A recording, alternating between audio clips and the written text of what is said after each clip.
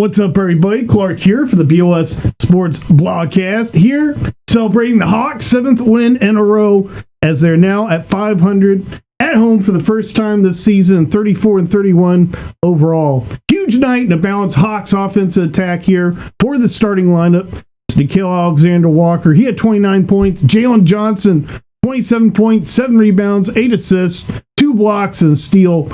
And 10 for 18 shooting from the day. Highly efficient day for Jalen Johnson. Onyeka Okongwu, nice double-double today. 18 points, 10 rebounds with 4 blocks, and 3 for 5 shooting from three-point land, including clutch buckets there in the fourth quarter. Hawks had a dominant first quarter, 40 points to the Mavs 24, but the Mavs put in work against the Hawks bench, both in the second and fourth quarter. They cut it single digits, including down to 2 points there in the fourth quarter. But clutch plays by the Hawks starters, especially Jalen Johnson and Onyeka Okongwu, resulted in a huge Hawks victory. As both the 76ers and the Heat also won tonight, the two teams ahead of them in the standings there for the play-in and the fight for a 6th seed there in the NBA Eastern Conference to stay and avoid the play-in tournament. Historic night here in the NBA, made by the Miami Heat and Bam Adebayo, as he scored 83 points tonight, becoming the second highest single game scorer in NBA history behind Wilt Chamberlain and surpassing Kobe Bryant. Bam Adebayo, he tied Kobe Bryant there and around the last 90 seconds of the game and went towards the bench. I thought for sure that was a tribute to Kobe and that he would sit for the rest of the game, but it appeared that he only sat for a little bit, came back in the game, maybe a timeout situation, just flipped on the game there in the last remaining seconds. He came in, hit 2 more free throws there to break the record. Heat are on a winning streak and looking more formidable. In addition, the Hawks, well, winning the last 8-10 games, the Heat are. Bam Adebayo, he scored those 83 points versus the Washington Wizards. Absolutely diabolical work by the Washington Wizards. Bam Adebayo, he's an all-star caliber center and certainly a solid player. Not sure if he'll have quite the Hall of Fame resume at the end of his career as Wilt Chamberlain or Kobe Bryant did. Of course, Devin Booker, he's up there as well. Might be in similar conversations later on, as the Wizards are absolutely tanking right now. No question about it. Sixers, they suffer a crucial injury as well. Looking back here at this Hawks playoff picture standings, Sixers, they suffered a crucial injury in Saturday's huge Hawks win in the final seconds to Tyrese Maxey. He ran into a teammate and hit his left arm, but wound up being the left hand that was actually injured and reported to be, in fact, a ligament tear. And the Sixers are to reevaluate in a few weeks, so hopefully he's all better and that works him out. That situation works out for them.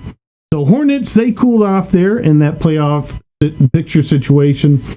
So right now it's really about the Hawks, Heat, and Magic last few weeks of the season. Heading into the season, fight for the last 6, 7, 8 spots in the playoffs, in the play-in.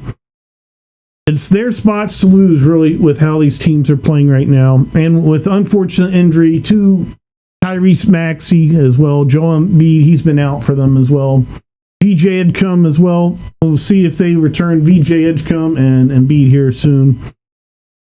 Although Hornets, they're a little bit unpredictable as well, and certainly can put them in the mix, win a couple games there and play-in from what they've shown they are capable of.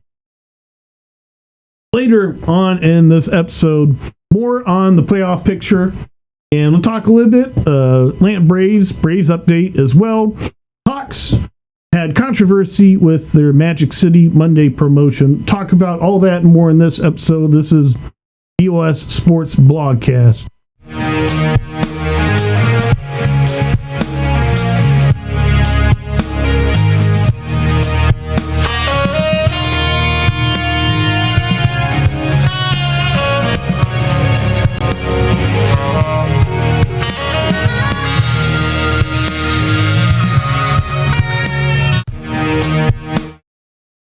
So, of course, in this blogcast,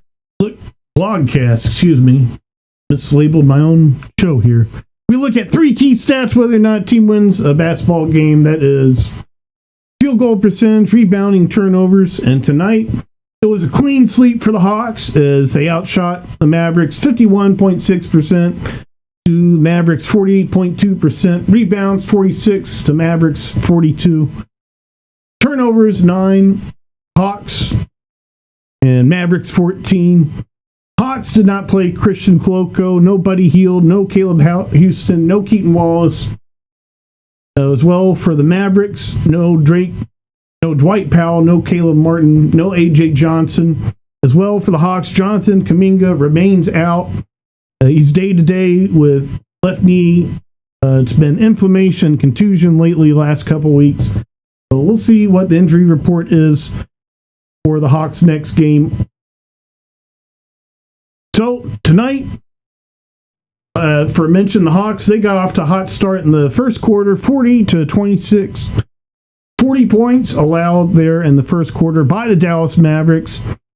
Had multiple players come in, give nice contributions. Gabe Vincent, he hit another 3-point shot as he's been contributing some solid minutes off the Hawks bench. Nickeil Alexander-Walker, he was 5 for 8 tonight from 3-point land himself in 37 minutes. So, solid game for Nah today. Mo Gay, only 10 minutes, but his impact was felt. 5 rebounds. TJ McCollum, he was there in the closing minutes for the Hawks and helped secure the win over the Dallas Mavericks tonight. 13 points, 9 rebounds, 4 assists in 28 minutes. Dyson Daniels, he was crucial tonight guarding Cooper Flagg. 14 points, 7 rebounds, 10 assists, 36 minutes. High minutes for Dyson Daniels. The Hawks, they had multiple off days, and also Jonathan Kuminga out. Crunches things up. Hawks had to play their minutes, their starters high minutes today. Jock Landale, 3 rebounds and 15 minutes. A slow day for Jock Landale as he continues struggling from the 3-point land. 0 for 3 today on an 0 for 5 day overall. Not much of a match there for the Mavericks front court. They're fairly sizable there with Daniel Gafford starting. Zachary Richer, decent day overall, 17 minutes played. Although in that stretch there in the third quarter, he had a couple rough plays guarding Klay Thompson. He had a resurgent performance, 21 points. He hit that clip by midway point in the fourth quarter. Was not a huge factor down the stretch for the Mavericks, unfortunately for them. Chris Middleton, a little bit of a resurgent game as well. 16 points.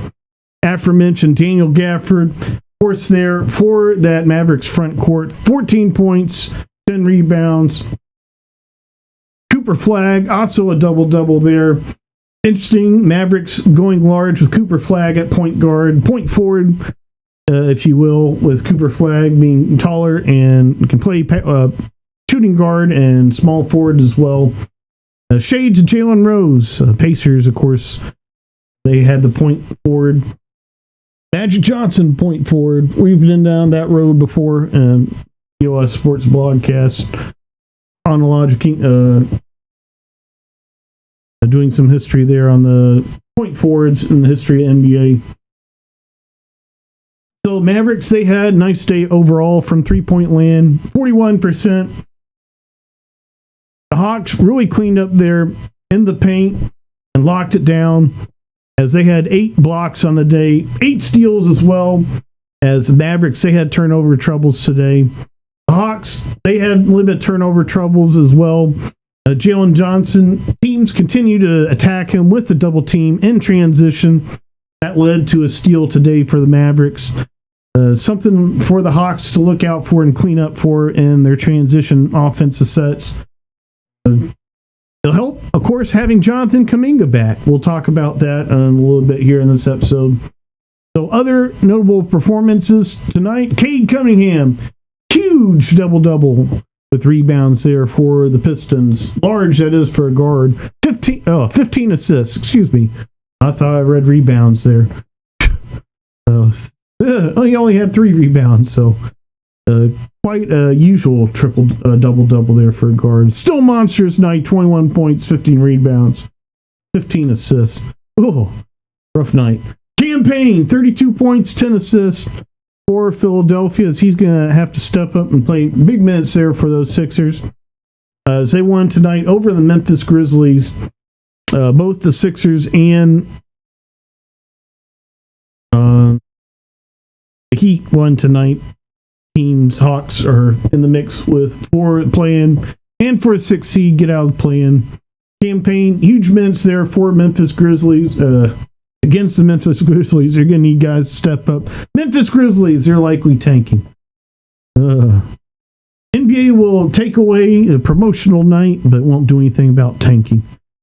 We'll talk about that more later on here. So, Dyson Daniels did some posting online about his passing. His passing game has absolutely taken hugely this season, as he's been relied on a lot as primary ball handler and playmaker there for the Hawks. Including later on, we got our highlight of the game. He gave a dish to Jalen Johnson for a highlight dunk tonight. Nearly had triple-double. He nearly has a triple-double every night, as he's been getting close to averaging 10 assists game here. Of course, it won't reflect on a season averages, but tonight, huge double-double for Dyson Daniels. 14 points, 10 assists, 3 steals. He's always stealing the ball. VJ Edgecombe, correction to earlier in the episode. I thought he was still out. Tonight, he did return for the Sixers. 21 points, 5 rebounds, 5 assists, 3 steals himself. Looks like he's in the mix there. Probably first team All NBA. Let's see how it shakes out. Not All NBA, All Rookie first team. We'll see how it shakes out. Maybe NBA classifies Cooper Flagg as a forward. In that case, you could have VJ Edgecombe and Non-Nepal, 2 other guards in your all rookie starting team. Likely, I think we see some kind of snub. I have to do a deep dive here and see what they've done in previous instances. Of course, not really many instances like this where you have a small forward caliber player such as Cooper Flagg as everyday point guard for the Mavericks. So a little bit unique situation here to look down in the stretch there. Who will shake out there? They'll have to snub someone. Have to look as well at games eligibility. VJ Edgecombe was out for a little bit there, but I believe he's still eligible for the word. Non-Nepal is overtaken some circles as Rookie of the Year favorite. See how that shakes out as well with the Hornets drop off recently. That might have taken a bit of a hit. So games around the association. Aforementioned Philadelphia, he joined tonight as they need to bolster their record for the Eastern Conference playoff picture. Win tonight, 139-129 over Memphis Grizzlies. Pistons, 138-100. They snapped their I believe it was a 4-game losing streak they were on. Jalen Duren, 26 points. Talk about Jalen Duren in a little bit. I think he has another gear that he's going to go to in the playoffs. Something to watch out for as a potential first-round matchup for the Hawks. Everything goes well, that would be a decent matchup. Be a scary matchup. They're very physical. Definitely don't want to get injured in the playoffs. Whoa. So, other scores tonight, 150-129. Heat over Wizards in the Bam Adebayo 83-point game. I believe Alex Sarr only played 19 minutes, so he got 28 points. Pretty impressive. I jokingly blamed on social media Bam Adebayo's 83-point outburst on Sarr. Not quite the case there in 19 minutes, but he certainly didn't help. So, Kevin Durant, 108. The 91 win with the Rockets over Raptors. Raptors have really fallen off this second half. I really thought they looked good early on this season, and they just can't quite get things together. Bit of an awkward fit with their pieces. Phoenix Sun, the Milwaukee Bucks 121-110. Phoenix Sun win over the Bucks as the Bucks continue to struggle. Kyle Kuzma 33 points. Where will he land this offseason if they move him? Devin Booker, will he remain a Phoenix Sun past this season, offseason? 27 points for him. Derek White 32 points for the Boston Celtics. 97-100 loss to the Spurs. Close game. Impressive score there considering Jaylen Brown, he got ejected in that game. A highlight I saw earlier in this game. You got 4 other games going on in the association. Have to look down at the ticker, look at scores. Brady House continues mashing for the Nats and see down the ticker. 2 RBIs and a home run. Where will the Nationals lie there in the NL East there for Major League Baseball? I think they'll be 4th there in the division. A solid 4th, maybe a fight for 3rd for the Braves if we keep getting injuries. And Profar suspensions. Juicers. Ooh. Jurickson Profar caught juicing the 2nd time in his career within, I think it was under a year from last suspension. That's dirty work. Try to space those suspensions out so you don't get your pay taken away. Like Jurickson Profar will not be paid for the season by the Braves. And they'll have $15 million that's coming off the books. So they can spend it somehow. They probably won't. Going straight into the pocket of Braves. So World Baseball Classic going on as well. Top 3 teams: USA, Dominican Republic, Venezuela. Team Japan does not look quite as formidable as they did 3 years ago. But we'll see. Anything can happen in these single game elimination tournament. That's where things will get interesting. There is a Wednesday night game. That's tomorrow night versus Venezuela versus Dominican Republic. That'll be a nice game as both their lineups are absolutely star-studded. So back to here with the Hawks. Looking at their playoff picture. Coming in tonight, they were tied with the Thunder for the longest winning streak in the NBA at 6 games. I don't think I saw the Thunder play tonight, so that would be the best winning streak in the NBA at 7 games now after tonight. They were 1.5 games ahead of the Hornets. I didn't see a Hornets score tonight, so I think that'd be 2 games now. Good for 9th place, and they remain 2.5 games behind the Heat, who won tonight. They're now 2 games back of the Magic. They're now in 7th place. And I think 1 game back of the 76ers. The Hawks, they just beat the 76ers Saturday. They played the Magic twice, including Magic City Monday night, which was, of course, removed the 16th on Monday. And as well, they also played the Magic April 1st. Magic are always a physical matchup for the Hawks. They have to be ready to match their intensity. And as well, they play the Heat. The Hawks do the last game of the year. Be interesting if that's a deciding game for any kind of standings. Be like a play-in pre-game almost. So if the Hawks were to get out of the play-in, they would either have to face the Pistons or the Celtics. Coming into the day, Pistons had a 4-game losing streak, which they snapped. And the Celtics, they lost today. So the Celtics are now 3.5 games back of the Pistons. Knicks could still make a move and hop somebody, but that Knicks team looks like they're pretty much on their last stand as constructed here. Cavaliers, they've been impressive with their new pieces. Let's see if they're dangerous here down the stretch. I think they're a little bit more of a question mark team, a potential contender in the mix here for these. Hawks face Bucks next. Hawks face next the Bucks and Nets, 2 hopefully easily winnable games. Then Monday versus the Magic. A tough game aforementioned with their physicality they bring. Wednesday the 18th versus the Mavs, a rematch next week. Rockets the 20th, a nice test. 2 more easier games. Warriors and Grizzlies before the Hawks have at the end of this month. A tough test. They face Pistons, Celtics the 25th, 27th, and 30th with a Kings game mashed in. That's 4 games within, I think, 5 or so days there. And they're playing 2 of the premier contenders out east 3 times. So, what a schedule! Real test for the Hawks, and we'll know by March 31st what this Hawks team could potentially do in the playoffs.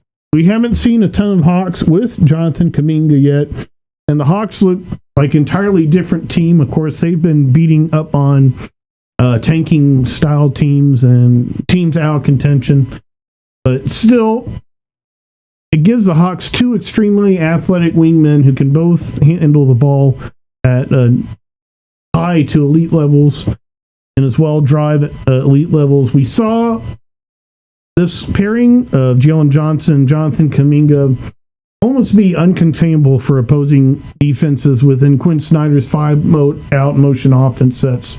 Defenses can't fully commit to collapsing on either Jalen Johnson or Kuminga when they're on the floor together because of the constant 3-point threat and cut-to-basket threats that both of them propose. All Dyson Daniels, Jalen Johnson, Jonathan Kuminga, they can get to the point of the basket and hiccup and put a hurting on defense. Austin Reeves, he's already having flashbacks, PTSD from Jalen Johnson dunk. So, and Onyeka Okongwu becoming a magnet ball 3-point shooter is a huge factor to this. Defenses are going to start having to crowd Onyeka Okongwu soon, and that will just open up even more space. And whereas the Hawks are having so much fun on offense when Kuminga was on the floor, that Dyson even gets to shoot some 3-pointers. Why not? And what Quinn Snyder talked about in his interviews and broadcasts today, reporting from the broadcast of Hawks aiming to, you're working on intangibles, improving quantities of possession through offensive rebounding and stuff like that, controlling the board on the other side of the glass. All that will just feed and flame this great offensive starting unit that the Hawks have with Jonathan Kuminga coming in. And so what can they do in the Eastern Conference this year? I still feel like things are pretty wide open. As dominant as the Pistons and Celtics look, 7-game series, and I feel like anything can happen. We just certain teams, such as the Hawks, who are not quite as bona fide in the standings as the other two, it just needs a lot of things to go right in a series and have a bit of luck, but not quite a far-fetched situation where you even would hope for major injury for the other team. Just need shots to fall, things to go right, and the Hawks could beat either of those teams in a 7-game series. Not likely, but a possibility, and we'll see how possible that is more later in this month when they play head-to-head. Of course, that'll be determined as well who plays in those games, as Nikola Vucevic, I believe, is out for the Celtics until next month. So we won't see Celtics at full force. They're having a lot of guys step up. The Hawks so far this season really struggled against the Pistons, their matchup. But the trade deadline, Pistons really flubbed it and got worse. Confusing moves for them. Jaden Ivey was a serious problem for us. He was limit speedy, quick for us to contain. Gave Jalen Durden an extra ball handler to kick out to, who could get more solid quality shots. And they essentially replaced him with Kevin Huerter, which is almost like a second Duncan Robinson, which is pretty much the last thing the Pistons need. It added arguably more shooting threat than Jaden Ivey, but not quite as much quickness and slashing threat. I feel like they don't quite have as solid as an offense, a half-court offense, as they did earlier this season. Jason Tatum, he just returned for the Celtics, I believe, Friday night. We haven't seen the Celtics peak yet with Jason Tatum, and they just lost by 3 points to probably the best team in the league, the Spurs, without Jaylen Brown. So they are really coming together and having guys such as Baylor Sharman, Hugo Gonzalez stepping up, contributing for them. Neemias Queta's really come on for them this year. So the Hawks will face Pistons and Celtics combined 3 times the week, just to cover that. Hawks make it to 6th seed, they'll either see the Knicks or the Cavaliers, which would be a much easier path for them to win a first-round matchup than Celtics or Pistons. Though, as hot as the Heat and Magic are, it feels like a little bit of a gaudy task. We'll see what happens the rest of the way and how the Magic look on Monday as well. It could be frauds. We'll see how that works out. So, looking at the playoffs long term, though, if we want the Hawks to go far, facing the Pistons, Celtics, and knocking them out first round would be a highly encouraging sign for them to make it far and even out of the Eastern Conference, which would be huge. First, be the Hawks' first Eastern Conference championship in Atlanta. Of course, they have those championships from St. Louis. I think they still hang those banners in the rafters. That's some dirty work, hang banners from a different city. I guess the Lakers do that, though, with Minneapolis. So, big controversy here with the Hawks. They canceled the promotional night Magic City Monday, which was versus Orlando Magic. I don't feel like enough was made about that being fairly clever. But the Luke Cornett was the face of the NBA canceling the Hawks Magic City Monday, as jokes flew all around social media about Luke Cornett's complaining. So let's break it down and look at, just touch on it a second. Luke Cornett and league argued that the Magic City Monday night promoted vices and objectification of women.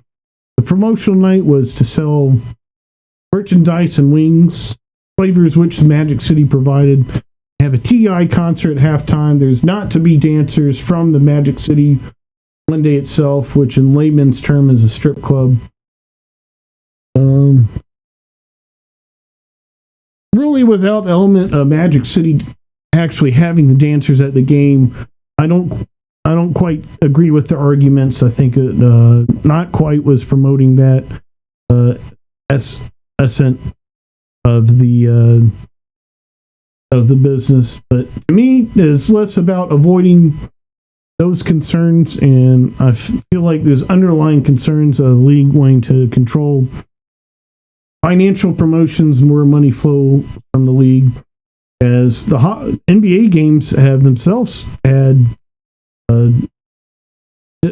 certain kinds of entertainments within the game, and you could make arguments about those as well and bring up things that NBA has had an in-game entertainment themselves. Objectively, one could make an argument for the NBA to be hypocritical on those points, but the NBA decided to take away the game, as NBA has moved in recent years to trying to become a more family-friendly product with their own in-game entertainment. We'll just leave it at that. So, in addition, Magic City Monday, the Hawks match up Monday versus the Magic, which the promotion is canceled, of course, aforementioned. Key matchup for Hawks being a couple games behind them in NBA standings for the playoffs. So it'll be key matchup, a home game for the Hawks. So, upcoming episodes will start looking at the NBA draft. Haven't done as much draft coverage this year, of course. Last year's draft hopefuls didn't do as well. I really like Thomas Sorber, and I believe he's still out for the Thunder. But time to take a look at the 2026 draft class. Of course, the Hawks, they have the Pelicans pick. Pelicans are sixth worst in the NBA and did not make any headway versus the Mavericks, who were seventh worst in the NBA and just lost tonight. The Pelicans are... math wrong there. The Pelicans, they did gain ground there on Mavericks. I believe they're now half a game back of the Mavericks for seventh place in the NBA. Hawks have Pelicans pick unprotected, and Pelicans are trending upwards, trying to win games, trying to avoid helping the Hawks. Teams like Mavericks are not as motivated to win, especially not having their own draft pick. Oh, it'll be scary. Who will the Mavericks get to pair with Cooper Flagg this draft? So, the Braves, they did have a game today. Of course, their regulars, they played yesterday. So, today, rest day for regulars. We'll see when the Braves start playing back-to-back games with their regulars. As I have to imagine, now it's starting to get crunch time, and the Doles of spring players, they're probably about ready to hit the ground running and face the Royals opening series for the Braves. So, tough one versus the Blue Jays. They fall 0-7. Good news. Now the World Baseball Classic. Ronald Acuna Jr. absolutely electric.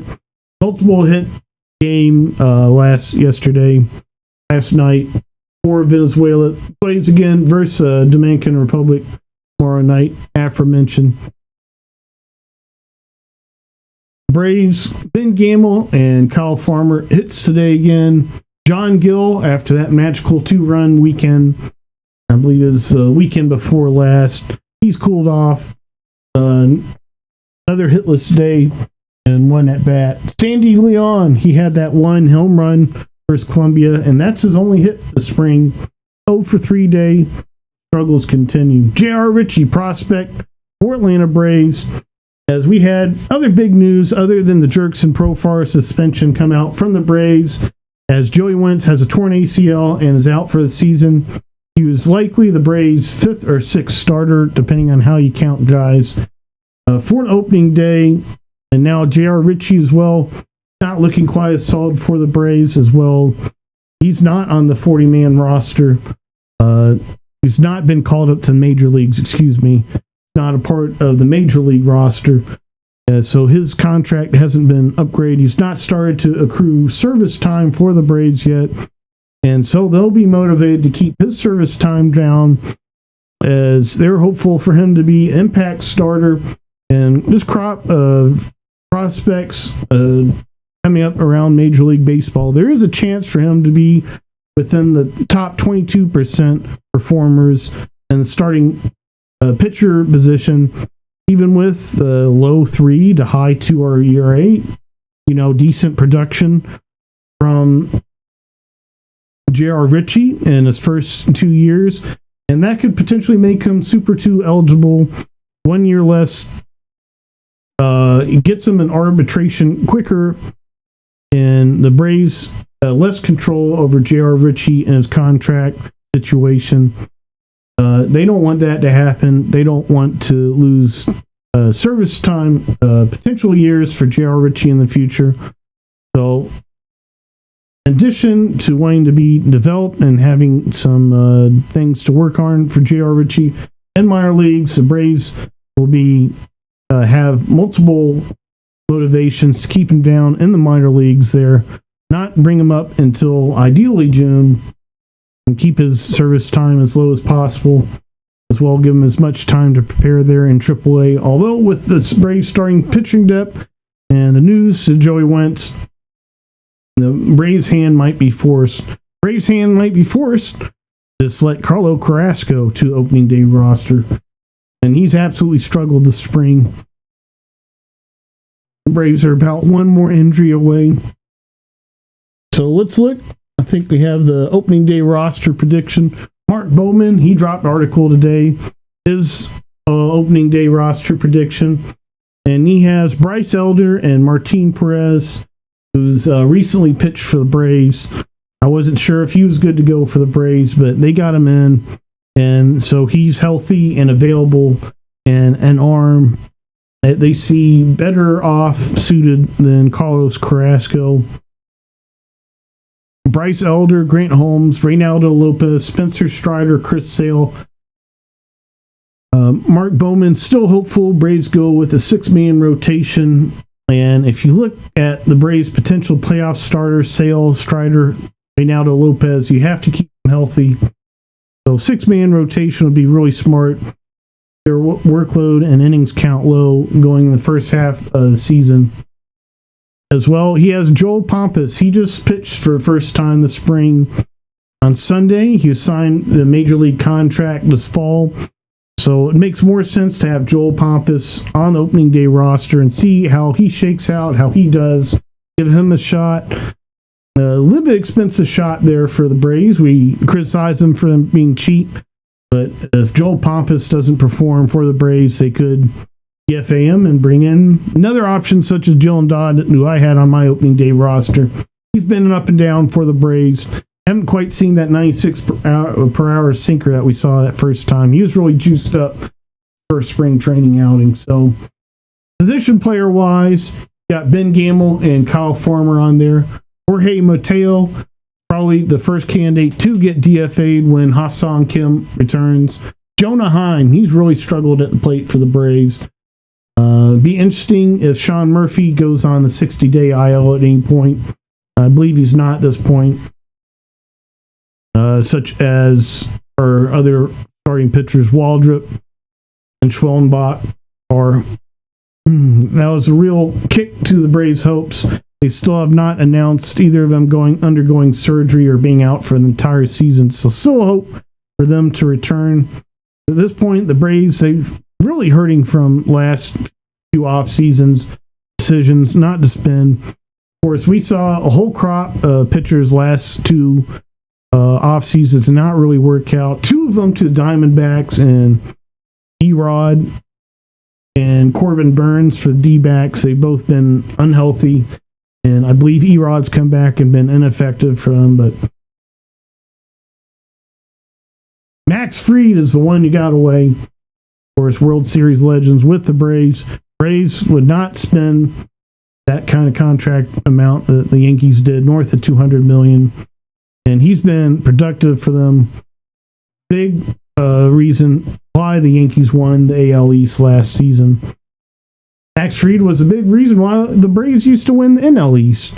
And they wouldn't pay him. And now we're looking at potentially fighting for third place with Washington Nationals this year. Yes. Talked about them earlier. Brady House, there he is scrolling by with his 2 RBIs, 1 home run. Could he surpass Austin Riley for the best third baseman in the NL East this year? Austin Riley's had a nice spring. He had an opposite field home run, I believe, just yesterday. He's looked nice so far. Let's look at some of our hitter stats and what their springs have shaken out to be as our top order guys. They'll determine the outcomes of a lot of games this season, for better or worse. Matt Olson, 29.3% whiff rate. Not doing so good with that swing and miss, with that swing, which broadcast always describes as having a lot of moving parts. Hitting with a .571 slugging percentage, so he's really barreling the ball. Still going for that power approach. In 2023, he had spurts where he showed a great opposite field approach, a lot of contact, a lot of bat ball skills. That's all disappeared, and it doesn't appear to be coming back on what we've seen as well. The Braves, their successes have mostly come against sub-major league quality pitching, so a lot of these positive signs we're about to look at, they have underlying concerns as well. So concerns everywhere we look for the Braves right now. It's not a very good place to be. Hopefully, opening day, magic switch happens and they become the Braves we used to know, a winning team that fights for the division. Take a quick break here. This is BOS Sports Blogcast.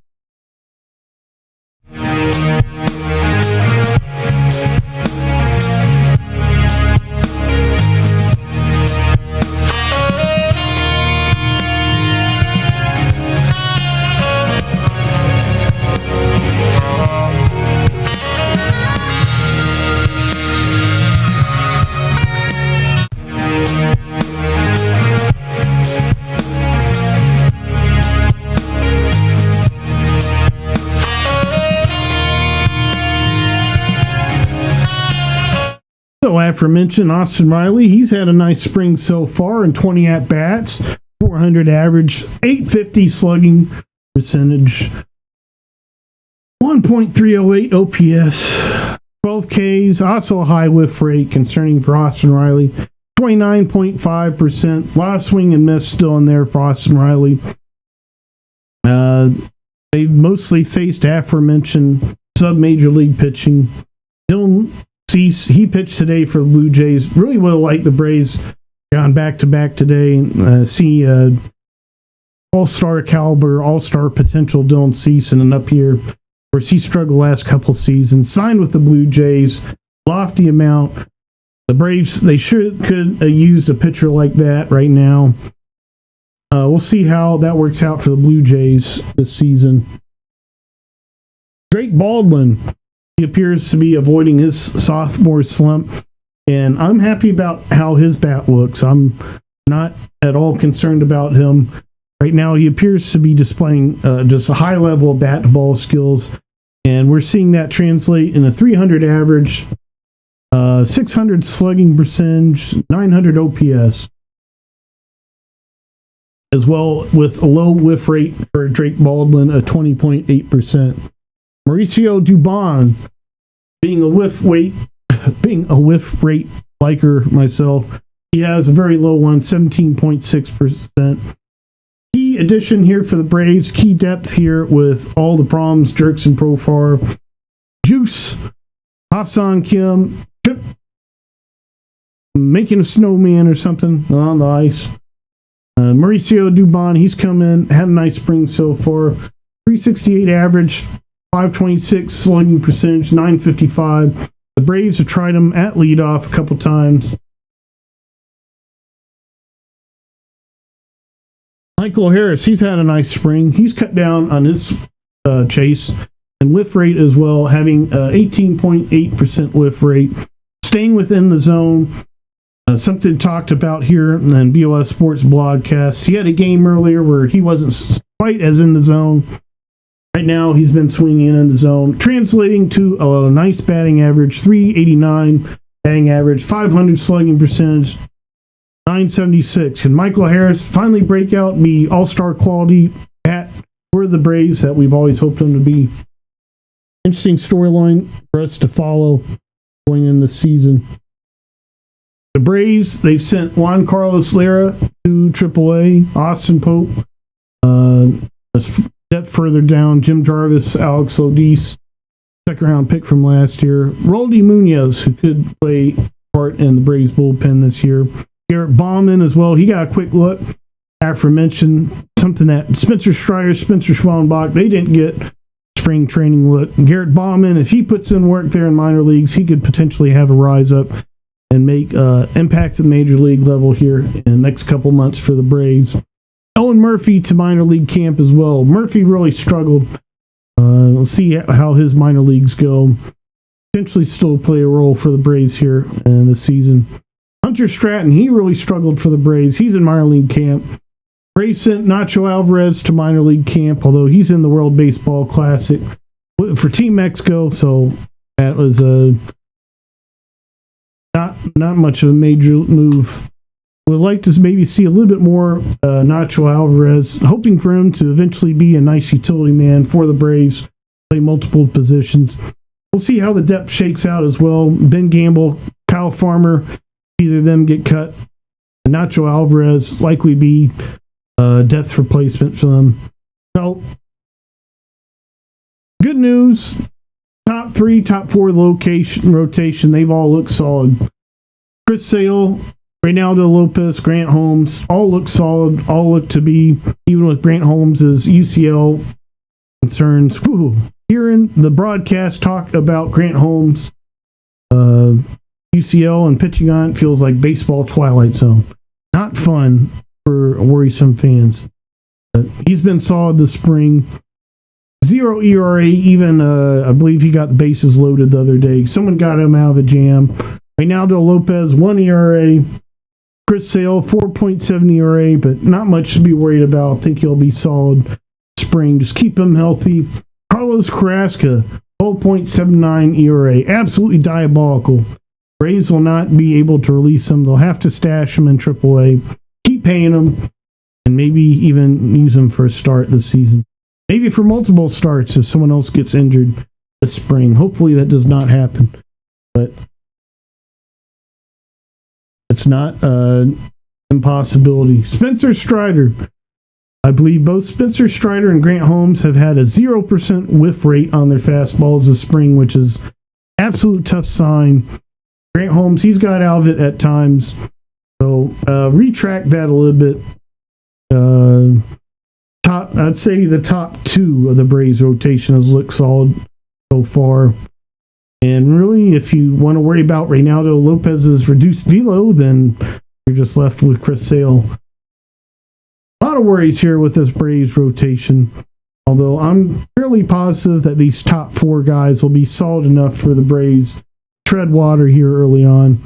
I don't think they'll become a bottom feeder team. I have them as a third place team here in the year. So talking about being solid overall is just keep them treading water and keep them from being last place in the division or something crazy, which Braves are an injury or two away from that being a real possibility. Oh, tough times. James Karnichak. He's come back from injuries. I believe he was a former Guardians. I might be incorrect on that. And he's rebuilt his career. He's back with the Braves on minor league contract. Spring training invite. Mark Bowman likes him to make the minor league roster. His analytics numbers, they look stellar. And 0 ERA so far this spring. 0.75 whip. 20.3 strikeouts per 9 innings. That will absolutely play in the major league level. 9 strikeouts so far and 4 innings pitched. So Dylan Lee, 0 ERA. Dylan Lee, 0 ERA. 3 games pitched. He'll be the premier lefty out of the bullpen for the Braves. Let's see if he can step his game up another level and be a reliable, high-leverage option for the Braves, as they'll be forced to turn to him and Aaron Bummer, who also has a high 0 ERA multiple times this season. Robert Suarez, only 2 appearances. The Braves star signing this offseason. Keep him healthy, keep him fresh. He'll be used a lot this season. Didier Fuentes, I believe he was I didn't see him in the minor league options there yet. So he's probably going to be the most hopeful guy for the Braves to come out of the minor leagues and absolutely make an impact there on opening day roster. A lot made over in social media about Mark Bowman, Didier Fuentes. Really, the Braves, their trend is to manipulate service time. So even if Didier Fuentes looks solid, could see them still go with options, even down to Carlos Carrasco, just to keep Didier Fuentes in the minor leagues, keep his service time down. As that's what we've seen the Braves do in the past. So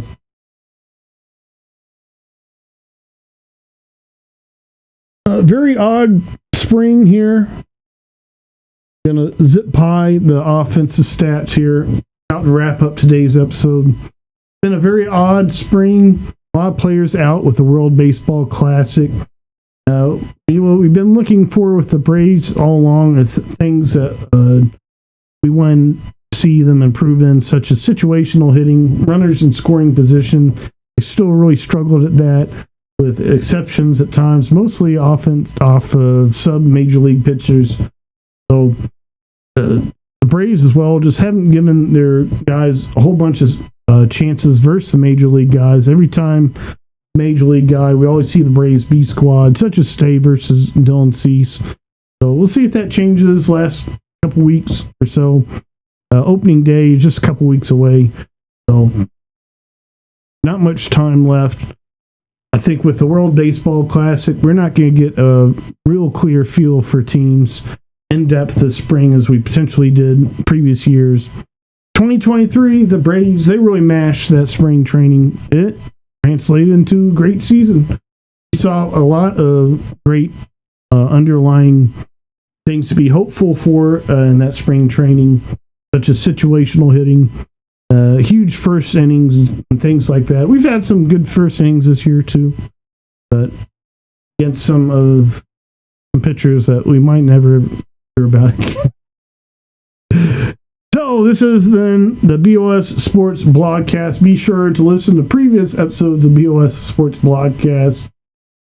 And see you, I think, next Wednesday after Hawks Mavericks again. We'll do Hawks Mavericks again next week.